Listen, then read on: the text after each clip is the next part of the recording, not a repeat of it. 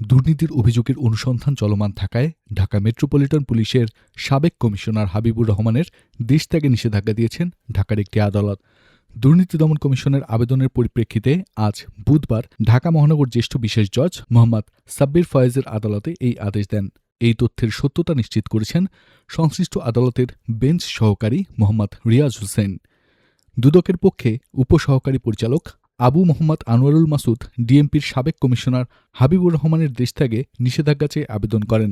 আবেদনে বলা হয়েছে, ঢাকা মেট্রোপলিটন পুলিশের সাবেক কমিশনার হাবিবুর রহমান ও অন্যদের বিরুদ্ধে ঘুষ, দুর্নীতি ও নিয়োগ বাণিজ্যের মাধ্যমে অবৈধ সম্পদ অর্জন ও বিদেশে পাচারের অভিযোগের অনুসন্ধান চলছে। বিশ্বস্ত সূত্রে জানা যায়, হাবিবুর রহমান দেশ ত্যাগ করে অন্য দেশে যাওয়ার চেষ্টা করছেন।